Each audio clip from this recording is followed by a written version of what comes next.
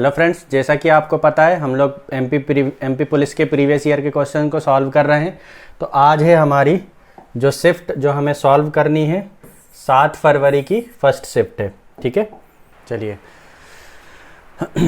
ये है हमारी आज की शिफ्ट का पहला क्वेश्चन। सरलीकरण का क्वेश्चन है, सिंप्लीफिकेशन का क्वेश्चन है। इसको सॉल्व कर लेते हैं। 1300 क्वेश्चन है।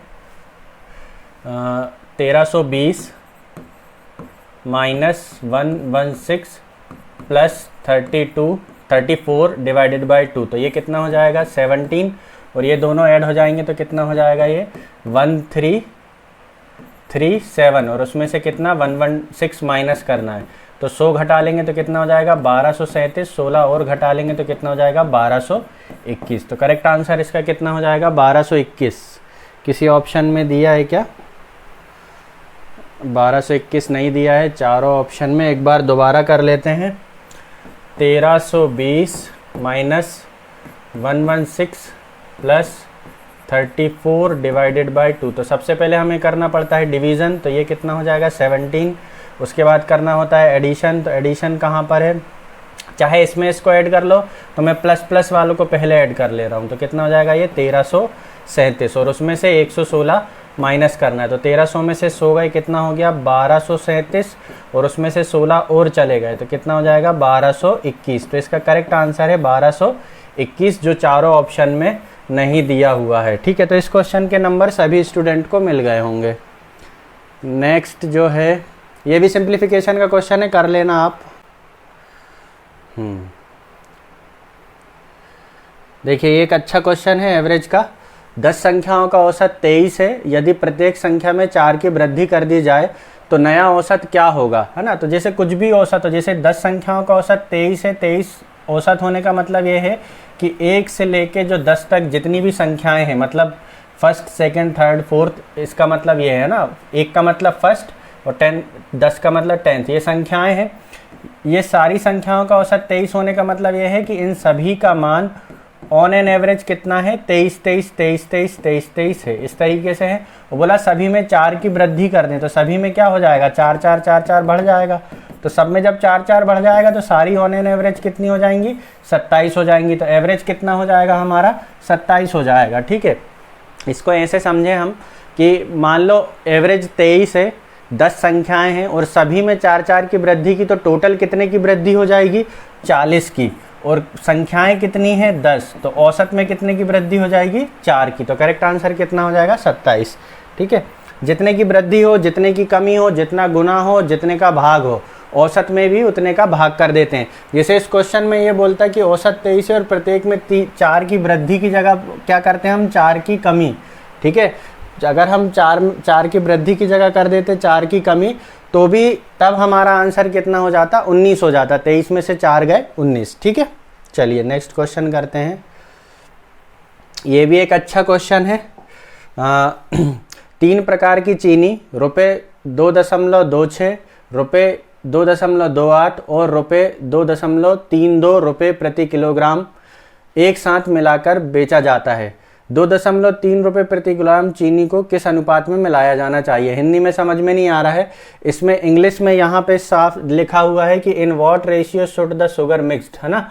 हमें करना क्या है, ₹2.26, ₹2.28 और ₹2.32 वाली चीनी को मिलाना है और मिश्रण का मूल्य कितना बनाना है 2.30 रुपये बनाना है। ठीक है, तो ये देखिए अगर 2.30 रुपये मिश्रण का मूल्य है, तो ये वाली पहली वाली चीनी जो है वो इस एवरेज से कितना है 0.4 रुपीस कम है ना, 0.04, सॉरी कितना कम है 0.04 कम है। ये कितना कम है 0.02 कम है ना। 28 2.28 2.30 से कितना कम है 0.02 कम है। और ये वाला जो तीसरी वाली चाय है, ये एवरेज से 2.30 से 2.32 कितना ज़्यादा है, 0.02 क्या है, प्लस में है, ये दोनों माइनस में है। यदि हम माइनस माइनस देखें तो बनेगा 0.06 और ये जो प्लस वाला देखें तो कितना बन रहा है, 0.02। इसका मतलब ये है कि इनकी क्वांटिटी का ये है प्लस में और ये है माइनस में, तो इसको हमें कितना लेना पड़ेगा, 3 गुना करना पड़ेगा, तब ये वाला जो माइनस का है वो बराबर में आ पाएगा, है ना। इसमें 3 का गुणा करेंगे तब कितना आएगा, प्लस का 0.6, और यहाँ पे 1 का गुणा करेंगे तो कितना हो जाएगा, माइनस का 0.6।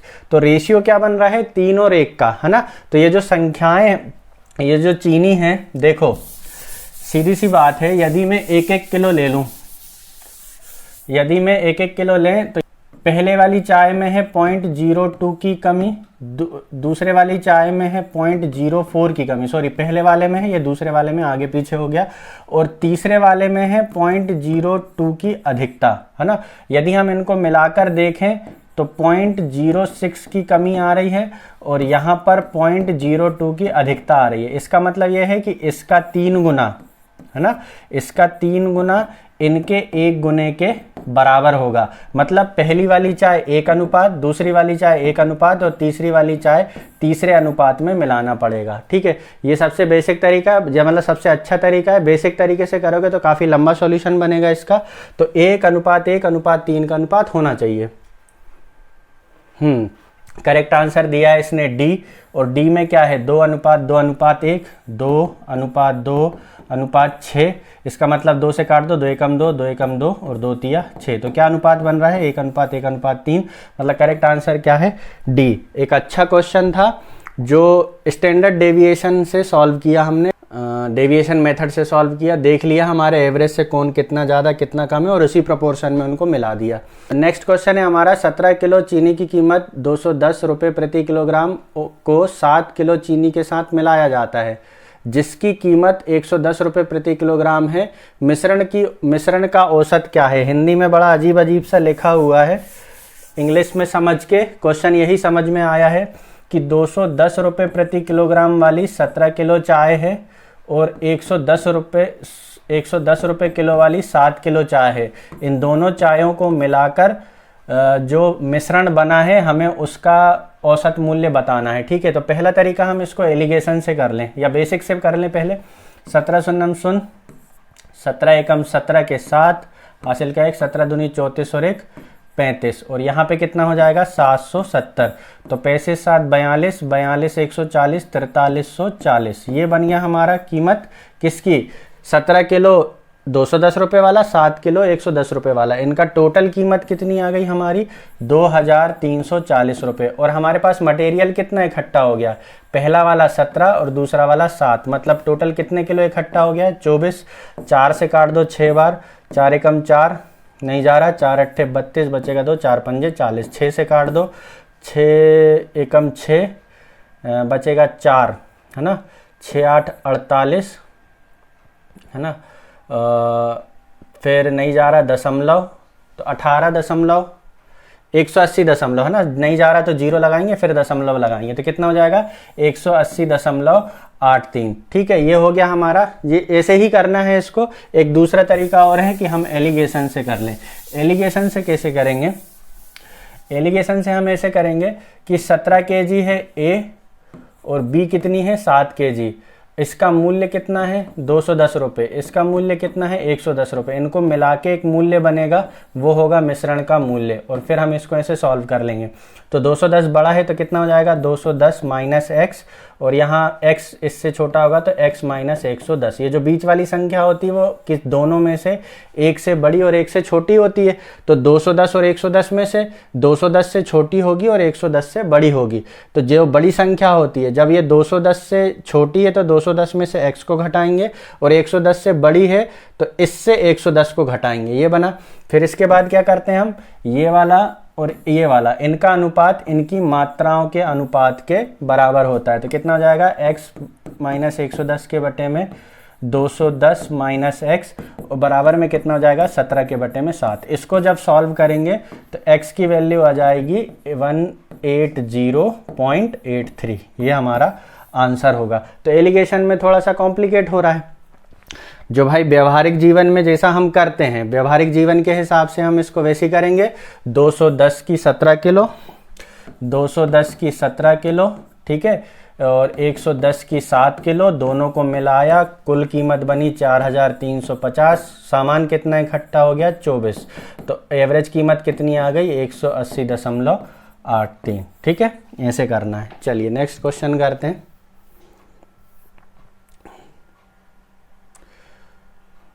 हाँ अच्छा क्वेश्चन है ये, पिछली क्लास में भी हमने एक किया था, इसका मैं अभी थोड़ा सा इसको और शॉर्ट कर देता हूँ।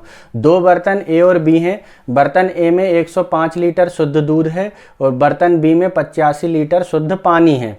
बर्तन ए से 5 लीटर दूध निकाला जाता है और बर्तन बी में डाला जाता है। फिर बर्तन बी से 9 लीटर मिश्रण, है ना, जब बर्तन बी में पहले पानी था, अब दूध और आ जाएगा तो वहाँ पे हो जाएगा दूध और पानी का मिश्रण।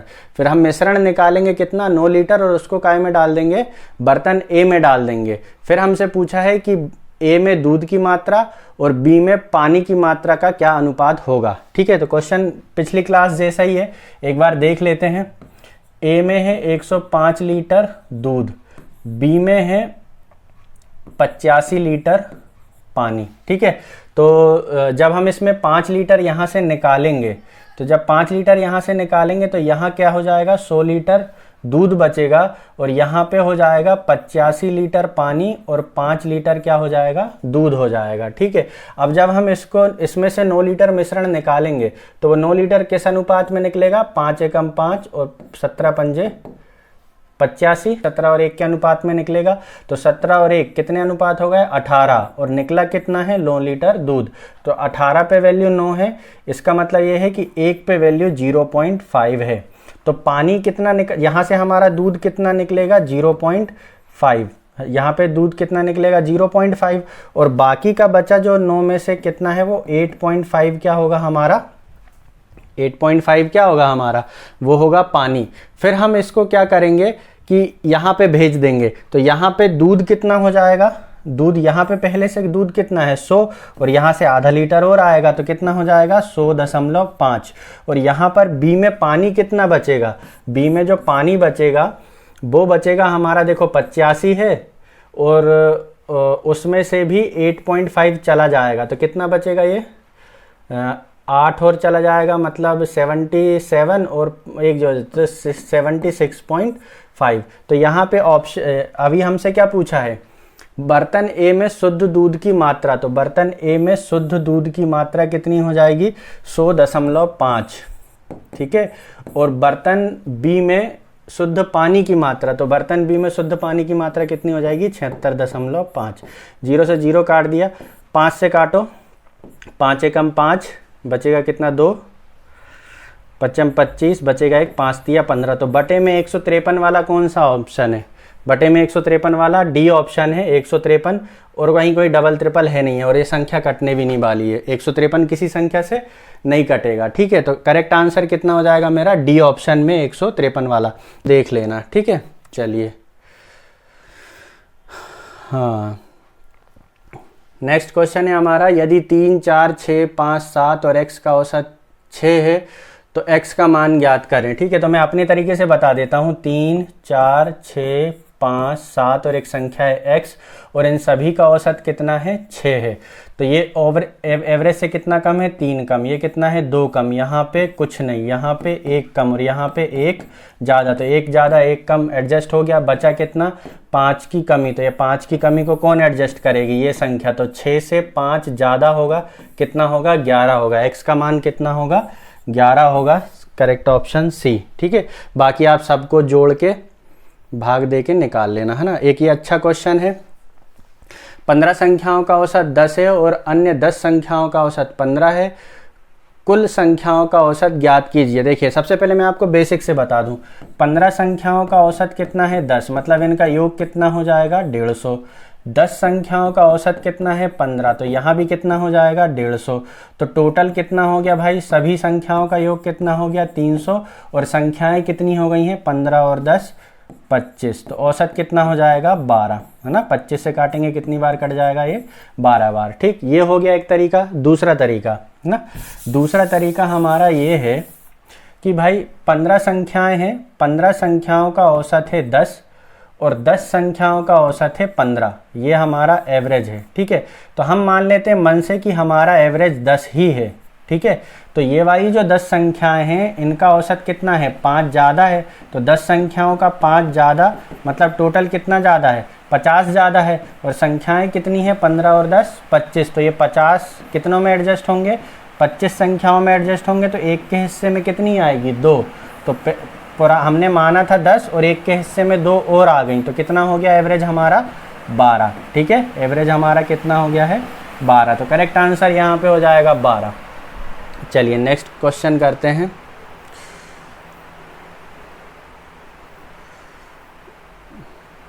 सिंप्लीफिकेशन का क्वेश्चन है, नॉर्मल सा क्वेश्चन है। 9 × 8 - 20 डिवाइडेड बाय 5, तो ये कितना हो जाएगा 4 और ये कितना हो जाएगा 72 68। करेक्ट आंसर कितना हो जाएगा 68। सिंपल सा क्वेश्चन है, आप लोग कर लेना। फिर इस सिंप्लीफिकेशन का क्वेश्चन, चलो ये है 19.5 × 2 - 18 डिवाइडेड बाय 6 -2 × 11.5 + 6 × में 2, है ना। मुझे इसको कराना था, उसको स्किप कर देना था। चलो अब इसको कर लेते हैं, नहीं तो बोलोगे सरल वाला करा दिए सर ने। ये हो जाएगा 12, ये हो जाएगा 23 और 18 में 6 का भाग देंगे तो कितना आ जाएगा 3 और 19 दूनी 38, 38 और 1 39, माइनस माइनस यहाँ प्लस। ठीक है, तो प्लस और प्लस वालों को ऐड कर लो। 39 और 12 कितने हो जाएंगे 51 और 23 और 3 कितने हो जाएंगे 26। तो 51 में से 26 गए तो कितना बचेगा 25। तो ए ऑप्शन में 25। ठीक है, सिंप्लीफिकेशन के क्वेश्चन में कुछ है नहीं, हम लोग ने लगभग 6 शिफ्ट में कुछ नहीं तो कम से कम 20 से 25 क्वेश्चन कर लिए होंगे, तो अभी सिंप्लीफिकेशन को उतना करने की ज़रूरत नहीं है। चलिए, पहली बार ब्याज का क्वेश्चन मिला। ये आज हमारी 7वीं क्लास है और 7वीं क्लास में पहला हमें ब्याज का क्वेश्चन मिला है। तिलक के पास 15,000 रुपये हैं, वह कुछ राशि को 7% प्रतिवर्ष और शेष राशि को 10% प्रतिवर्ष की दर से उधार देता है। यदि 1 वर्ष के बाद उसे कुल ब्याज के रूप में 1,290 रुपये मिलते हैं तो ब्याज की विभिन्न दरों पर राशियां जो दी गई हैं वो बताना है हमें। यहाँ पे कट पिट गया ये। चलिए, 15,000 रुपये हैं। ठीक है, तो मैं मान लेता हूँ कि एक है x, तो दूसरी कितनी हो जाएगी 15,000 माइनस x। इसको मान लिया मैंने कि ये वाली राशि दी गई है 10% पे और ये वाली राशि दी गई है 7% पे, है ना। जैसे 15,000 रुपये हैं, अगर एक हम मन से मान ले कि एक राशि 6,000 रुपये की है तो दूसरी राशि कितने की होगी 9,000 रुपये की, तभी तो 9,000 और 6,000 मिलके 15,000 होंगे। तो ये 9,000 आया कहाँ से, 15,000 माइनस 6,000 बराबर 9,000। 15 में से 6 गए 9। ऐसे ही 15,000 में से यदि ये x है तो ये वाली राशि कैसे पता चलेगी 15,000 माइनस x, 15,000 माइनस x। बस अब इसको हम इक्वेशन जमा देंगे। 10% x का 10%, मैंने 15,000 ली, x का 10% प्लस 15,000 माइनस x का 7% बराबर 1,290। ठीक है, यहाँ पर ये मूलधन है हमारा x और ब्याज की दर कितनी है 10%। हमने इसको माना है कि हमने इसको 10% पे दिया है और समय कितना साल है 1 वर्ष। तो 1 वर्ष में 10% की दर से 10% ब्याज मिलेगा, ऐसे ही 7% की दर से 7% ब्याज मिलेगा। ये वाला धन है हमारा 10% वाला, ये वाला धन है हमारा 7% वाला। ठीक है, 15,000 माइनस x। ठीक है, तो यहाँ पे बनेगा इक्वेशन क्या बनेगी, देखो x का 10% माइनस x का 7% बराबर कितना हो जाएगा x का 3% प्लस ये 15,000 का 7%, 15,000 का 7% आएगा 1,050 और यहाँ पे बराबर में कितना होगा 1,290। तो ये x का 3%, x का 3%, ये 1,050 यहाँ के घट जाएंगे तो ये हो जाएगा 240। ठीक है, 1,250 और 40 1,290। तो x का 1% बराबर कितना हो जाएगा 80। तो x का 100% बराबर कितना हो जाएगा 8,000। मतलब ये वाला धन कितना है 8,000, तो ये वाला धन कितना होगा 7,000। तो हमारे जो धन हैं वो कितने कितने हैं, 8000 और 7000, 7000 और 8000। करेक्ट ऑप्शन कौन सा है, डी। चलिए नेक्स्ट क्वेश्चन करते हैं। सिंपल सा क्वेश्चन है, एक क्वेश्चन करा रहा था मैं, तब मैंने आपको बताया था कि A to B और B to C दिया हो तो A B C का रेशियो कैसे निकालना है। ठीक है, तो एक बार फिर कर लेते हैं ताकि आपका रिवीजन हो जाए। A to B और B to C दिया हो तो A ratio B ratio C कैसे निकाला जाता है। हम क्या करते हैं, पहले इन दो संख्याओं का गुणा करते हैं, फिर इन दो संख्याओं का गुणा करते हैं और फिर इन दो संख्याओं का गुणा करते हैं। तो हमें क्या दिया है, 9:14 और 16:9। तो सबसे पहले हम करेंगे 9 में 16 का गुणा, तो 16 9 में कितना हो जाएगा। अच्छा, A to C अनुपात पूछा है क्या, ठीक है, तो A और C निकल जाएंगे डायरेक्ट। ठीक है, या फिर हम B को कॉमन कर लें, नहीं ठीक है कर लेते हैं। तो 16 9 में कितना हो जाएगा, या फिर हम इसको ऐसे लिख लें 16 × 9 और जो C बनेगा वो कितना हो जाएगा, 14 × 9। B से हमें कोई मतलब नहीं है क्योंकि हमें क्या पूछा है, A रेशियो C पूछा है, तो ये B हम नहीं निकालेंगे, मतलब इन दोनों का गुणा नहीं करेंगे। ठीक है, तो ये 9 से 9 कट गया और इसको काय से काट दे, 2 से काटेंगे 8 बार, 2 से काटेंगे 7 बार, तो कितना हो जाएगा 8:7। ए ऑप्शन में 8:7। अगर A ratio B ratio C पूछता तो 14 में 16 का गुणा और कर लेते। ठीक है, लेकिन वो पूछा नहीं है। चलिए नेक्स्ट क्वेश्चन करते हैं।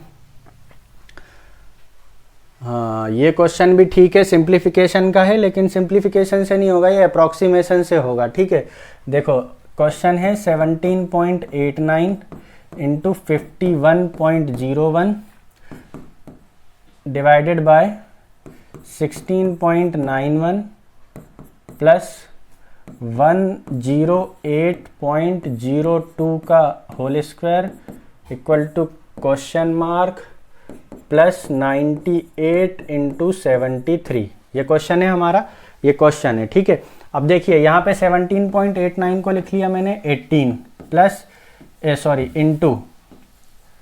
इंटू इस 15.01 को लिख लिया मैंने 15 डिवाइडेड बाय, इसको कर दिया मैंने 17 प्लस इसको कर दिया मैंने 108 का स्क्वायर और इसको मैंने एज इट इज़ ही रहने दिया 98 × 73। ठीक है, अब सॉल्व कर लेंगे। देखिए 17 तिया कितना हो जाएगा 51 और 3 में 18 का गुणा होगा तो कितना जाएगा 54। ठीक है, और ये हो जाएगा प्लस 108 का वर्ग, तो 108 का वर्ग निकाल लेते हैं हम, 8 8 64 के 4 हासिल का 6 0 0 और ये हो जाएगा 6। फिर तीसरी संख्या 8 एकम 8 8 एकम 8 8 8 16 16 का 6 हासिल का 1। ठीक है, फिर चौथी संख्या ये 0 ये 0 हासिल का 1 का 1 और फिर पांचवी संख्या, इसको छोड़ा ये हो गया, चौथी पांचवी संख्या हो जाएगी 1 एकम 1, तो कितना हो गया ये 11,664। 8 का स्क्वायर हमारा 108 का स्क्वायर आ गया हमारा 11,664। तो यहाँ पे मैं लिख लेता हूँ प्लस 11,664 बराबर में ये है x और इन दोनों का मल्टीप्लाई कर लेंगे 98 में 73 का मल्टीप्लाई, तो 8 तिया 24 के 4 हासिल के 2 9 तिया 27 और 8 7 56 56 और 27 है ना, और ये 2 भी, तो 56 और 29 डायरेक्ट जोड़ देते हैं, 70 और 15 85 के 5 हासिल के कितना हो जाएगा 8, तो 9 8 72 72 और 8 कितना हो जाएगा 80, तो ये हो जाएगा प्लस 8054। तो x की वैल्यू कितनी आ जाएगी हमारी यहाँ पर, देखिए ये हो जाएगा 4 और 4 8 और 8 में से 4 जाएगा तो यूनिट डिजिट हमारा आना चाहिए 4, तो यूनिट डिजिट 4 किस में है, डी ऑप्शन में। देखिए ये है 4 ये है 4, इकाई के अंक जोड़ेंगे 4 और 4 8 और फिर यहाँ से ये वाला अंक उसमें से जाके घटेगा, तो 8 में से जब 4 जाएगा तो इकाई का अंक कितना बचेगा 4, तो इकाई का अंक 4 केवल एक ही ऑप्शन में है डी में, तो पूरा सॉल्व करने की ज़रूरत नहीं है। चलिए नेक्स्ट क्वेश्चन करते हैं। क्वेश्चन अच्छा था, अप्रॉक्सीमेशन का था। ये अब आ गए हमारे रीजनिंग के क्वेश्चन। एक क्वेश्चन ये भी अच्छा था, इसमें 10 सेंटीमीटर के घन के विपरीत पक्षों को नीले लाल काले रंग से रंगा जाता है, फिर इसे 2 सेंटीमीटर के घन में काट दिया जाता है, आखिरकार कितने घन बनेंगे, है ना। इस पूरी प्रोसेस में 10 सेंटीमीटर का एक घन है। इसमें कलर तो पूछा नहीं है कि नीले काले लाल पीले कितने क्या बनेंगे, केवल ये पूछा है कि कितने घन बनेंगे। ठीक है, तो जब भी हम एक आकृति से कोई दूसरी आकृति बनाते हैं तो उन दोनों आकृतियों का जो आयतन है वो बराबर होता है। तो यहाँ पे जो पहला घन है उसकी भुजा कितनी है 10, और जो दूसरा घन है उसकी भुजा कितनी है 2, जो छोटा बनने वाला है। इसका आयतन कितना हो जाएगा a क्यूब, 10 का क्यूब कितना होता है 1000, और इसका आयतन कितना हो जाएगा a क्यूब, 2 का क्यूब कितना हो जाएगा 8। तो 1000 क्यूब वॉल्यूम से 8 क्यूब वॉल्यूम वाले कितने घन बनेंगे, तो कैसे पता चलेगा 1000 में 8 का भाग देके। तो करेक्ट आंसर कितना हो जाएगा यहाँ पे 125, सी ऑप्शन में 125। ये घन का दिखा था तो मैंने सोचा कराऊं, देखूं क्या है, फिर पता चला कि वो तो रीजनिंग है ही नहीं उसमें, मैथ से, तो मैंने सोचा करा देता हूं आप लोगों को। ये पंक्ति वाला क्वेश्चन था, ये भी पंक्ति वाला है, ये सिलॉक का है। सिलॉक की एक बहुत अच्छी वीडियो है मेरी, वो वीडियो देख लेना आप, मैं आई बटन पे उसका लिंक दे दूंगा या एंड स्क्रीन में दे देंगे। आप लोग पूरी वीडियो देखना तो एंड स्क्रीन में मिल जाएगी, या प्लेलिस्ट देख लेना एमपी पुलिस। ठीक है, ये क्वेश्चन है, राम 46 दिन में 184 टोकरियां बुनती है। राम बुनती कहाँ, राम तो बुनेगा। वे 560 टोकरियां कितने दिन में बुनेगा। ठीक है, तो 184 टोकरियां कितने दिन में, 46 दिन में। तो एक टोकरी कितने में 46 बटा 184, 6 चौके 24 और 100, हाँ तो 1 बटा 4 दिन, मतलब एक दिन में 4 टोकरियां बुनती, तो 560 टोकरियां बुनने में कितना समय लगेगा। तो एक पे आ गया था वैल्यू, तो 560 ये क्या है टोकरी। ठीक है, 184 टोकरी 46 दिन, एक टोकरी 1 बटा 4 दिन, तो 560 टोकरी 1 बटा 4 इंटू 560, 14 चौके 56, 140। ठीक है, चलो पिछली क्लास में टोकरी वाला क्वेश्चन छूट गया था तो इस क्लास में करा दिए। एक पाइप, लास्ट क्लास में भी हमने एक ऐसा क्वेश्चन किया था पाइप एंड टंकी वाला, सेम वैसा ही क्वेश्चन है। एक पाइप एक टंकी को 21 घंटे में भर सकता है, तल में एक रिसाव के कारण 25 घंटे में भर पाता है। क्यों भर पाता है, क्योंकि रिसाव के कारण पानी जो है टंकी से निकल रहा होगा। जब टंकी भर जाएगी तो रिसाव से वह कितने समय में खाली हो जाएगी, है ना, मतलब खाली रिसाव के से वो कितने समय में खाली होगी। तो टंकी पाइप जो है वो 21 घंटे में भरता है, और जो पाइप भरे और होल खाली करे तब टंकी कितने में भराती है 25 में भराती। तो टोटल यूनिट कितनी हो जाएगी 21 इंटू 25, जिसमें से पाइप भरेगा 25 यूनिट और पाइप भरे और होल खाली करे तब कितनी यूनिट होंगी 21 होंगी, है ना। 21 से 21 कट जाएगा, आ जाएगा 25, 25 से 25 कट जाएगा, आ जाएगा 21। ठीक है, तो ये हो गया। अब देखिए पाइप ने भरा 25 और पाइप ने भरा और होल ने खाली किया, तब कितनी यूनिट हुई 21। इसका मतलब ये है कि होल कितनी यूनिट खाली करता है 4 यूनिट खाली करता है, और खाली कितनी करना है उसको 21 इंटू 25 यूनिट। ठीक है, तो इसको बटे में 4 वाला ऑप्शन होगा। ठीक है, ए वाला, ए।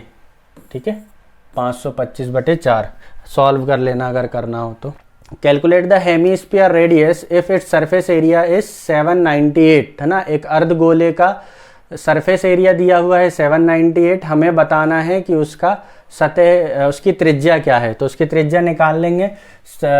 एक अर्धगोले का सतह का क्षेत्रफल होता है 3 पाई आर स्क्वायर, है ना। पिछली क्लास में बताया था मैंने, ये एक गोला है, पूरे गोले का कितना होता है 4 पाई आर स्क्वायर क्षेत्रफल। ठीक है, तो आधे गोले का कितना हो जाएगा, जब पूरे का 4 है तो आधे का कितना हो जाएगा 2 पाई आर स्क्वायर। लेकिन आधा गोला बना के देखो आप, ये बना है आधा गोला। ठीक, तो जब आधा गोला बनता है तो एक गोला उसमें ऊपर भी बनता है, जैसे कटोरा रहता है, कटोरा आधा है और ऊपर से एक सर्किल और बनता है, तो 2 पाई आर इसका और 1 पाई आर स्क्वायर इसका, तो टोटल कितना हो जाता है 3 पाई आर स्क्वायर गोले का सतह का क्षेत्रफल। बस इतना ही था। 3 पाई 22/7 इंटू आर स्क्वायर, और बराबर में कितना ले लेंगे हम 798। यहाँ से कैलकुलेट करके आर का मान निकाल लेना। तो आंसर आ जाएगा। चलिए नेक्स्ट क्वेश्चन करते हैं। 9.2 आया था इसका सॉल्व करने पे। ठीक, एक वितरण का बहुलक 24 है और माध्य 60 है, तो माध्यिका क्या है ना। तो ये मैंने माध्य माध्यिका बहुलक की एक वीडियो बना रखा हूँ, है ना, आप प्लेलिस्ट को जाके चेक कीजिए, वहाँ पर है। चलिए इस क्वेश्चन को करवा देते हैं। बहुलक बराबर होता है, बहुलक का फॉर्मूला होता है, बहुलक का फॉर्मूला होता है 3 माध्यिका माइनस 2 माध्य। ठीक है, 3 माध्यिका माइनस 2 माध्य, है ना। तो ये 24 हो गया और 3 माध्यिका हमें निकालना है माइनस 2 माध्य। 2 माध्य मतलब 2 इंटू माध्य की वैल्यू कितनी है 60। तो 3 माध्यिका बराबर कितना हो जाएगा 60 दूनी 120 और ये कितना हो जाएगा 144। तो माध्यिका का मान कितना हो जाएगा 48। करेक्ट आंसर कितना हो जाएगा ए ऑप्शन में 48। बहुलक बराबर 3 माध्य माइनस 2 माध्यिका। ठीक, एक कॉलोनी के 5 परिवार में 1 बच्चा, 7 परिवारों में 2 बच्चा और 8 परिवारों में 3 बच्चे और 3 परिवारों में 4 बच्चे हैं, तो बच्चों की संख्या का बहुलक ज्ञात कीजिए। तो जो सबसे ज़्यादा बच्चे हैं, जितने सबसे ज़्यादा परिवारों में, यहाँ कितने हैं 5 परिवार, लेकिन बच्चा कितना है 1। यहाँ कितने हैं 7 परिवार, बच्चे कितने हैं 2।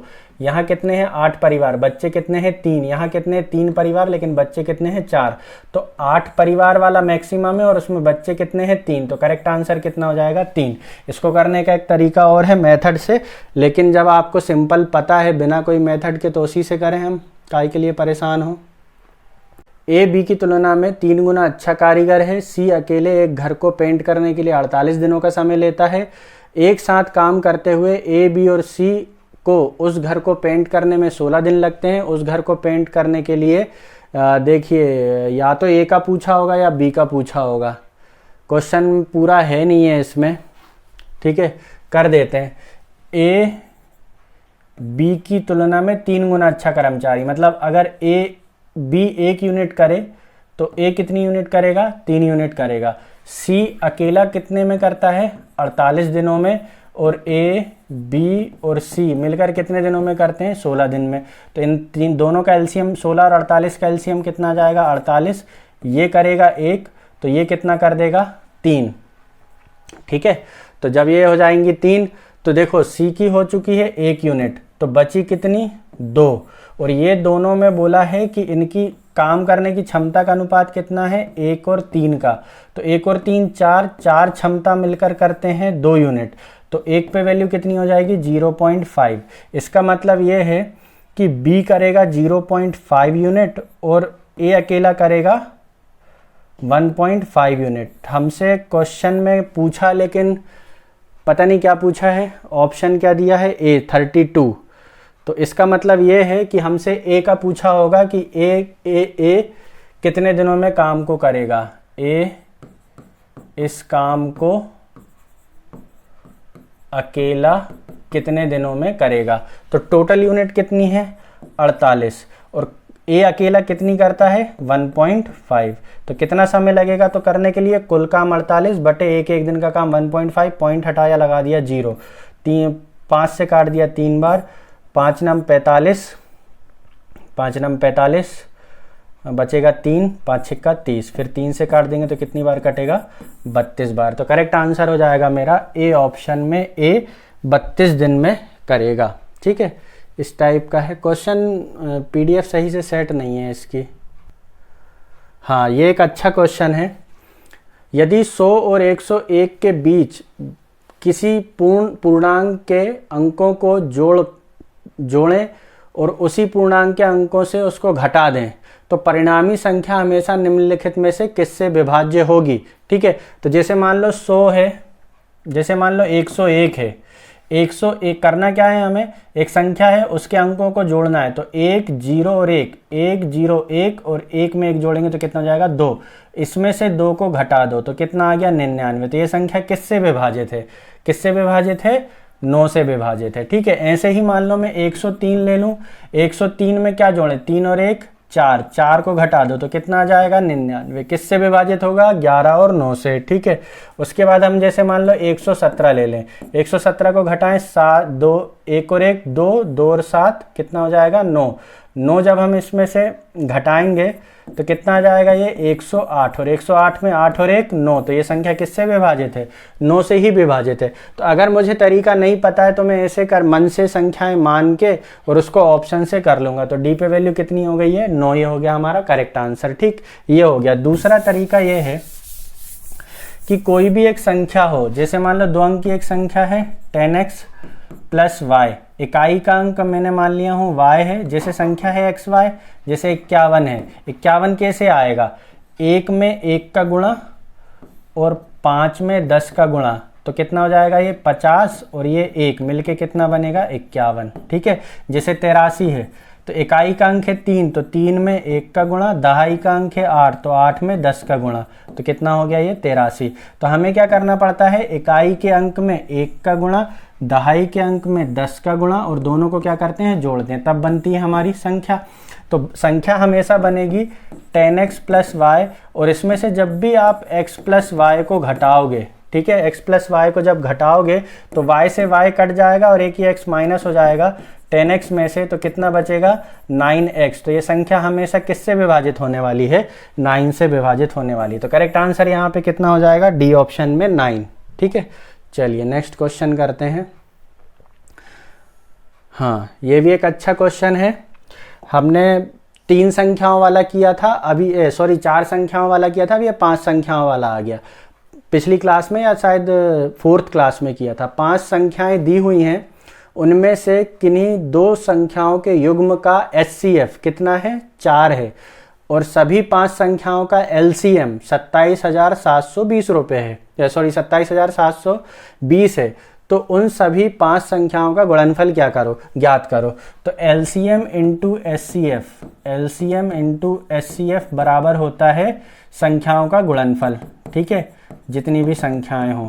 ठीक है, लेकिन यहाँ पे हमें दिया कि नहीं 2 संख्याओं के युग्म का HCF है 4, तो 1 2 3 4, 5 संख्याएं, तो कितने युग्म बनेंगे 1 2 3 4। तो SCF कितना हो जाएगा 4 चौके 16 चौके 64 चौके 256। तो संख्याओं का गुणनफल कितना होगा LCM इंटू SCF। LCM कितना दिया हुआ है 27,720 इंटू SCF कितना दिया हुआ है 256। ठीक है, तो बराबर में कितना जाएगा हमारा संख्याओं का गुणनफल। संख्याओं का गुणनफल मतलब n1 से लेके n5 तक का गुणनफल। ठीक है, ये हो जाएगा।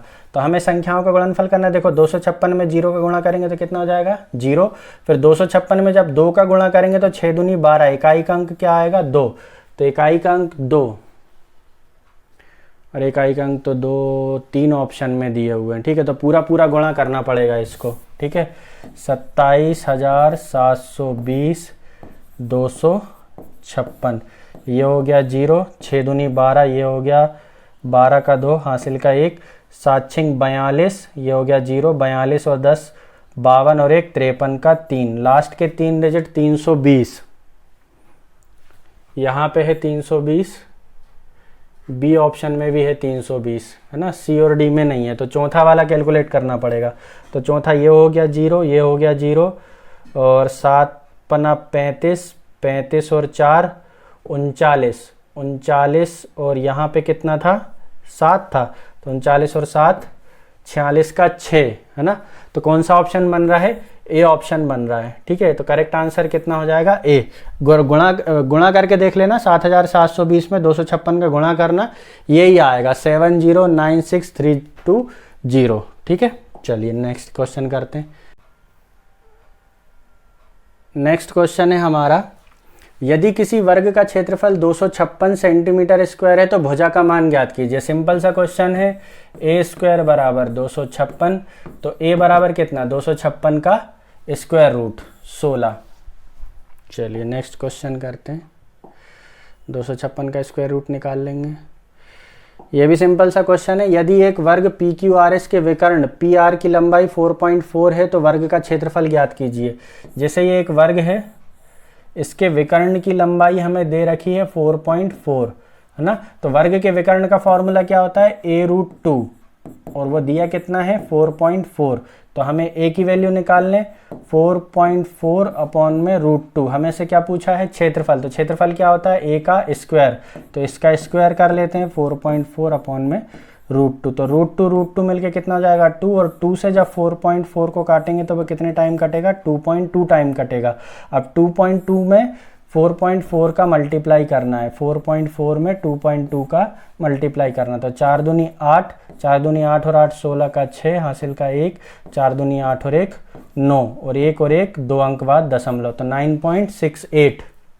ए ऑप्शन में 9.68। ठीक है, simple formula based question.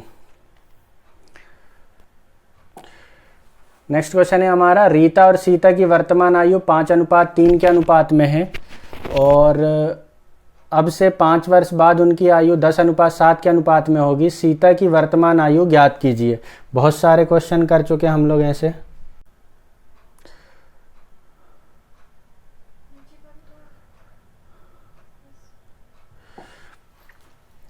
Question है हमारा, 2 धनात्मक पूर्णांकों का लघुत्तम समापवर्त बड़ी संख्या का 2 गुना है और इन दोनों संख्याओं का महत्तम समापवर्त 3 है। छोटी संख्या ज्ञात कीजिए, है ना। तो हमें दिया हुआ है एलसीएम 2 संख्या है जिनका एचसीएफ कितना है? 3। तो एचसीएफ जिन संख्याओं का 3 होगा वो संख्याएं होंगी 3x और 3y। ठीक है, अब मैं मान लेता हूं मन से कि बड़ी संख्या कौन सी है? 3y है। तो हमें बोला है कि इनका एलसीएम कितना आ जाएगा? 3x और 3y का 3xy, और बड़ी संख्या हमने क्या मान रखी है? 3y। तो हमें क्या बोला है कि जो बड़ी संख्या का 2 गुना है, कौन? एलसीएम। तो बड़ी संख्या का 2 गुना कितना हो जाएगा? 6y, और एलसीएम कितना है? 3xy। तो ये y से y कट गया, x बराबर 3 को यहाँ भेज देंगे, या 3 से काट दो इसको 2 बार। तो x बराबर कितना आ गया है? 2। x बराबर कितना आ गया है? 2। तो x बराबर 2 आ गया। ये बड़ी है तो ये छोटी होगी, हमने इसको बड़ी माना है तो ये छोटी होगी। तो छोटी संख्या का मान कितना हो जाएगा? 3 इंटू एक्स का मान कितना? 2। 3 दूनी 6। तो करेक्ट आंसर कहाँ है हमारा? बी ऑप्शन में 6। अच्छा क्वेश्चन था ये।